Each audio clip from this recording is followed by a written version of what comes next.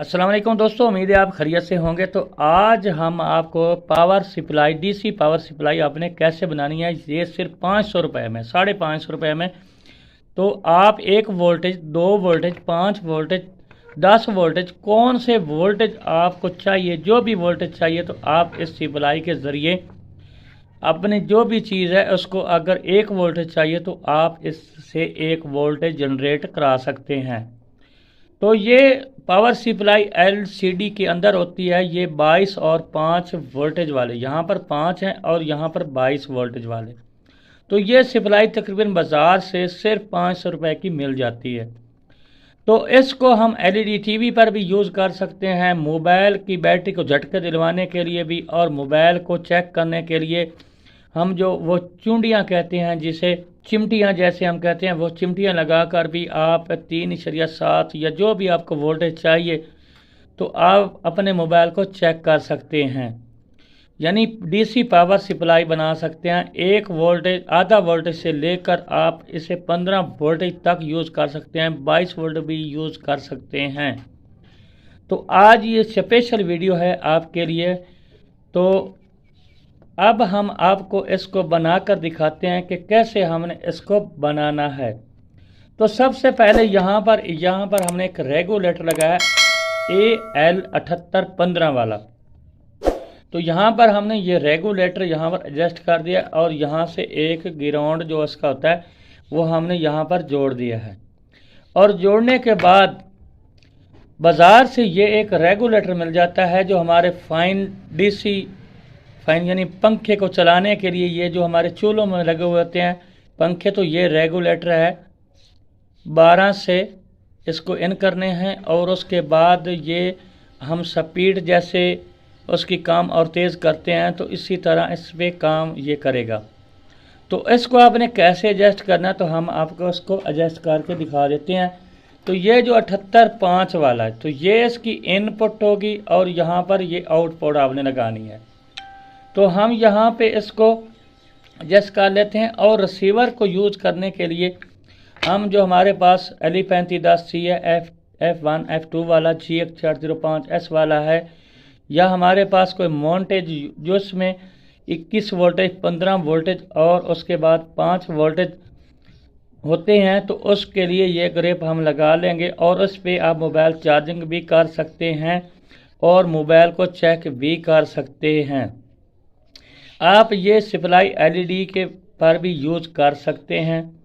और इसको आपने बनाना कैसे तो हम आपको बनाकर दिखा देते हैं। सबसे पहले हम रिसीवर के लिए बनाएंगे और उसके बाद हमें आधा वोल्टेज चाहिए, 10 वोल्टेज चाहिए, 5 वोल्टेज चाहिए, कौन से वोल्टेज भी हमें चाहिए तो वो हम ये रेगुलेटर आपको लगा कर दिखाएंगे और मीटर से आपको चेक करवा दें।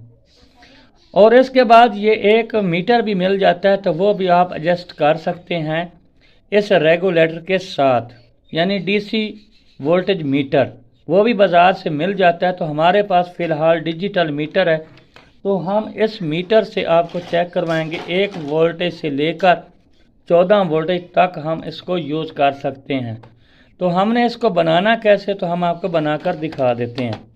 तो सबसे पहले हम इसके आपको वोल्टेज चेक करवा देते हैं। यहाँ पर हम इसकी केबल पावर वाली लगा लेते हैं और उसके बाद यहाँ पर हमने पावर वाली केबल लगा ली है और उसके बाद हम इसको पावर दे देते हैं और मीटर को कर लेते हैं 200 वोल्टेज पर।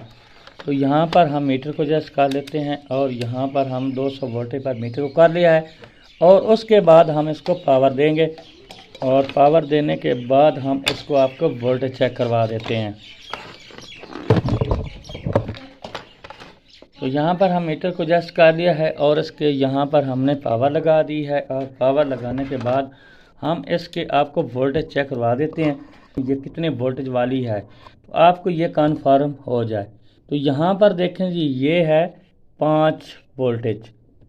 तो ये देखें, ये है 5 वोल्टेज वाली। यहाँ देखें ये 5 वोल्टेज हैं और यहाँ पर चेक करेंगे तो ये 22 वोल्टेज की है।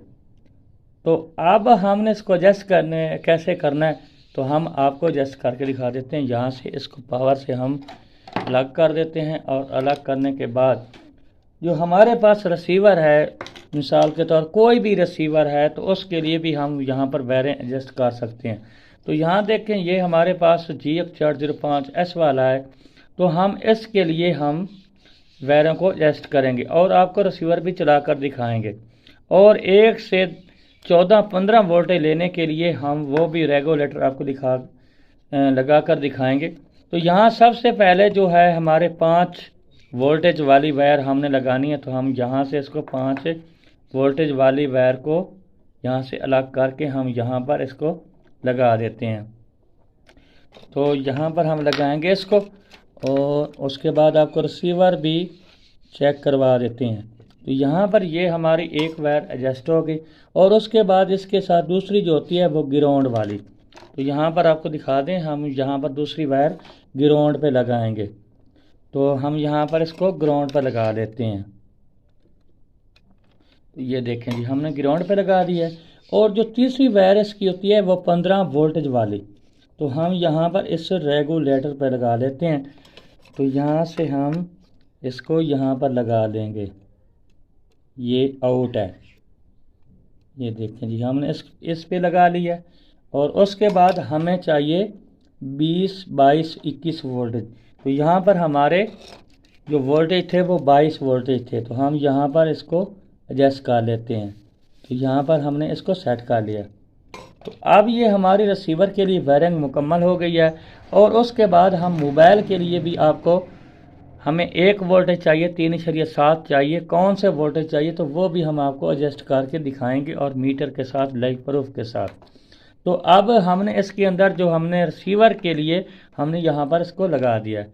तो अब हम कोई रिसीवर को ऑन करके आपको दिखा देते हैं। यहाँ से इस ग्रेप को निकाल लेते हैं और निकालने के बाद हम रिसीवर को लगाते हैं। एक बात का आपने ध्यान रखना है, ये जैक जैसे आपके रिसीवर का डायाग्राम है, ये 5 है, ये ग्राउंड है और ये 15 और ये 20 है। तो आपने इस डायग्राम को देख कर ही वायरिंग करनी है। तो अब हम आपको रिसीवर को लगा कर दिखा देते हैं, रिसीवर को ऑन करके। तो यहाँ देखें जी हमने रिसीवर को अपने पास कर लिया है और उसके बाद ये ग्रेप हम इसके अंदर लगा देते हैं। तो यहाँ पर हम इसके अंदर लगा रहे हैं। तो उसके बाद हम इसको पावर देंगे और जो हमारा रिसीवर है वो ऑन हो जाएगा। तो यहाँ देख सकते हैं हम आपको लाइव दिखा रहे हैं। तो यहाँ पर हम इसको पावर दे देते हैं और ये देखें जी हमारा रिसीवर ऑन हो गया और बिल्कुल सही चलेगा। तो उसके बाद हमें 1 वोल्टेज, आधा वोल्टेज, कौन सा वोल्टेज चाहिए तो वो भी हम आपको एडजस्ट करके दिखा देते हैं। तो ये देखें जी हमारा रिसीवर ऑन हो, ये इसकी जो सप्लाई की वायर है हमने उतार दी है। तो यहाँ देख सकते हैं जी आपके सामने ये रिसीवर ऑन हो चुका है। तो अब हम इसके जो मोबाइल के लिए या किसी और चीज़ यानी 12 वोल्टेज लेने के लिए या कोई भी वोल्टेज लेने के लिए तो हम इसको एडजस्ट कर लेते हैं इस रेगुलेटर को। तो हमने वहाँ से इसकी पावर उतार दी है। तो सबसे पहले हम इसके जो माइनस, यहाँ पर आपने इनपुट और आउटपुट आपने यहाँ पर ये देखें, ये माइनस पे आपने लगानी है और ये वायर आपने जमा पर लगानी है। तो हम यहाँ से इसको इन करेंगे। यहाँ पर सबसे पहले हम ग्राउंड की वायर को शॉर्ट कर लेते हैं। यहाँ देखें जी हमने इसको लगा लिया है और उसके बाद ये हमने जो 15 वोल्टेज वाला यहाँ पर हमने इस पर यहाँ पर लगा देते हैं। तो यहाँ ध्यान से आप देखें, ये हम आउटपुट वाली साइड पर लगा रहे हैं। तो हमारे चैनल, ऐसी वीडियो देखने के लिए हमारे चैनल को आप सब्सक्राइब भी कर दें और साथ में घंटी के निशान को दबा दें ताकि हमारी जो भी वीडियो आए तो उसका आपको नोटिफिकेशन मिल सके। थोड़ी सी वीडियो लंबी है लेकिन बहुत ही अच्छी वीडियो है आपके लिए।